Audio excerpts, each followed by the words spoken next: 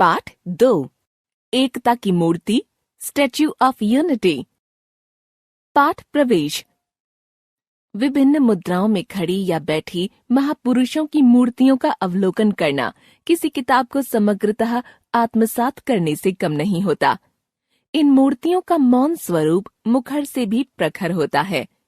Statue of unity इसका साक्षात प्रमाण है।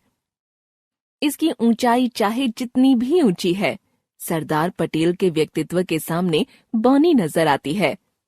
प्रतिभा, सरिता, अर्चना, नकुल, विहान और नसीम विद्यालय के मैदान में बैठकर बातचीत कर रहे हैं। वे छुट्टियों के बाद आज मिले हैं। सभी एक दूसरे की छुट्टियों के विषय में जानना चाहते हैं। सरिता: प्रतिभा, तुम गुजरात से कब वापस आई? प्रतिभा: तुम्हें कैसे पता चला कि मैं गुजरात गई थी? परसों मॉल में तुम्हारी दादी जी मिली थी, उन्होंने बताया। हाँ, कल ही आए थे। मैं तुम्हें अपनी एक रोचक यात्रा के बारे में बताती हूँ। हम नाना जी के साथ स्टैच्यू ऑफ यूनिटी देखने गए थे। अर्चना: क्या ये मुंबई में है? अरे नहीं, ये तो गुजरात में है। असीम: गुजरात में कहाँ? यह गुजरात में भरूच के निकट नर्मदा जिले में सन 2018 में बनाया गया। असल में यह सरदार सरोवर बांध से 3.2 किलोमीटर की दूरी पर साधु बेट नामक स्थान पर है, जो कि नर्मदा नदी पर एक टापू है। स्टैच्यू ऑफ यूनिटी से नर्मदा का नजारा साफ साफ दिखाई देता है। अच्छा, उसके बारे में विस्तार से बताओ। Statue of unity Sardar Vallabh भाई पटेल की 182 मीटर 597 फुट ऊंची मूर्ति है। आधार सहित तो इसकी कुल ऊंचाई 208 मीटर 682 फुट है। इतनी बड़ी मूर्ति को बनाने में तो बहुत समय और पैसा खर्च हुआ होगा। क्या तुमने इसके बारे में जानकारी प्राप्त की?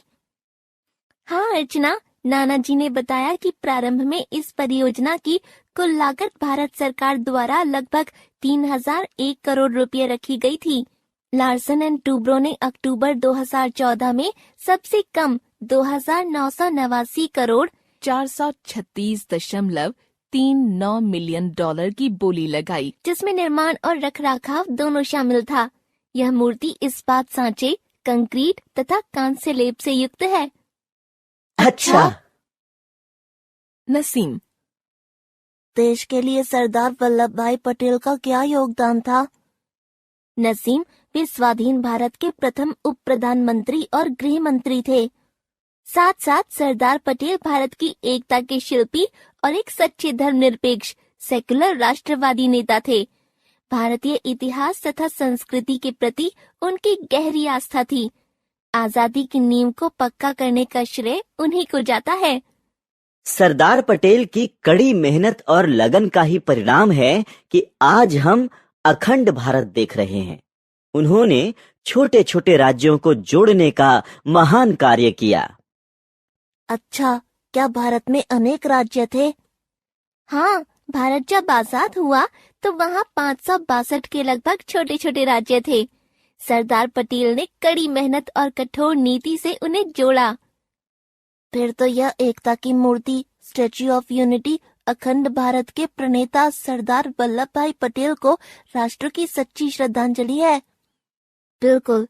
एक और खास बात यह है कि इस स्मारक का शिलान्यास 31 अक्टूबर 2013 को सरदार पटेल के 138वें जन्म दिवस पर गुजरात के मुख्यमंत्री नरेंद्र मोदी ने किया और बाद में स्टैच्यू ऑफ यूनिटी का अनावरण भी नरेंद्र मोदी यानी तत्कालीन प्रधानमंत्री के हाथों से 18 अक्टूबर 2018 को हुआ।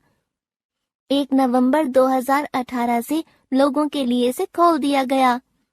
अरे वाह, अजीब इत्तेफाक है। देखने में मूर्ति कैसी लगती है? भव्य मूर्ति है नसीम। इस मूर्ति पर कांस्य लेप किया गया है।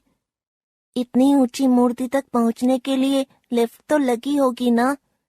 सब हंसते हैं।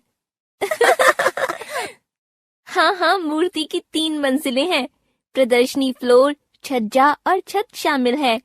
छत पर उपवन, विशाल संग्रहालय तथा प्रदर्शनी हॉल है, जिसमें सरदार पटेल के जीवन तथा योगदानों को दर्शाया गया है।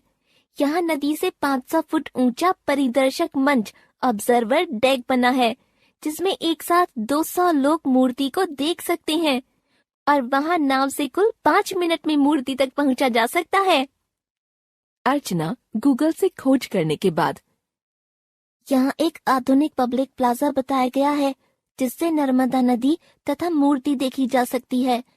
इसमें खान-पान स्टॉल, उपहार की दुकानें और अन्य सुविधाएं शामिल हैं। प्रत्येक सोमवार को रखरखाव के लिए स्टैच्यू ऑफ यूनिटी स्मारक बंद रहता है। अगली बार जब हम भारत जाएंगे तो जरूर स्टैच्यू ऑफ यूनिटी देखने जाएंगे।